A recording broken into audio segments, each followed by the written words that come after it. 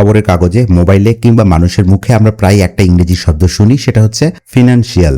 যেমন financial freedom, financial problem কিংবা financial planning অথবা ফিনান্সিয়াল ইয়ার অর্থাৎ ফিনান্সিয়াল বছর। কিন্তু এই ফিনান্সিয়াল শব্দটার আসল মানে কি? এটা কি শুধু টাকা পয়সার বিষয় নাকি এর পিছনে অন্য কোনো হিসাব লুকিয়ে আছে? চলুন আজকে একদম সহজভাবে জেনে নেই। আমি ইমন ছিলাম আপনাদের সাথে, ইমনের স্কুলে আপনাদেরকে স্বাগতম। ফিনান্সিয়াল এটি একটি ইংরেজি শব্দ, বাংলায় যার সহজ অর্থ হলো আর্থিক বা টাকা পয়সার সম্পর্কিত, মানে যেটার সাথে টাকা পয়সার সম্পর্ক রয়েছে। আপনার আয়, ব্যয়, সঞ্চয় বা বিনিয়োগ মানে ইনভেস্টমেন্ট, সোজা কথায় টাকা পয়সার সংক্রান্ত যে কোনো বিষয়কে একসাথে করলে বলা হয় ফিনান্সিয়াল। একটা ছোট্ট বাস্তব উদাহরণ দিলে বিষয়টা একদম পানির মতো পরিষ্কার হয়ে যাবে। ধরুন আপনি মাসে 30,000 টাকা আয় করেন। আপনার সংসারে খরচ সামলানো, মাস শেষে কিছু টাকা জমানো এবং ভবিষ্যতের জন্য প্ল্যান করা, এই পুরো বাজেট সামলানোর পদ্ধতিকেই বলা হয় ফিনান্সিয়াল ম্যানেজমেন্ট বা আর্থিক ব্যবস্থাপনা। এখন হঠাৎ যদি আপনার হাত খালি হয়ে যায় বা বড় কোনো খরচ সামনে চলে আসলে, তবে তাকে আমরা বলি ফিনান্সিয়াল ক্রাইসিস বা আর্থিক সংকট। আর আপনার যদি এত টাকাই জমে যায় যে টাকার চিন্তা না করে শান্তিতেই বাঁচা যায়, তবে তাকে বলা হয় ফিনান্সিয়াল ফ্রিডম বা আর্থিক স্বাধীনতা। সহজ কথায় ফিনান্সিয়াল মানেই হলো টাকা পয়সার সঠিক হিসাব নিকাশ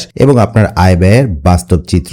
আশা করি বোঝাতে পেরেছি। সহজ ভাষায় নতুন নতুন শব্দের মানে জানতে আমার ইমনের স্কুল সাবস্ক্রাইব করে আমার সাথে থাকুন। ভালো থাকবেন সবাই, সুস্থ থাকবেন।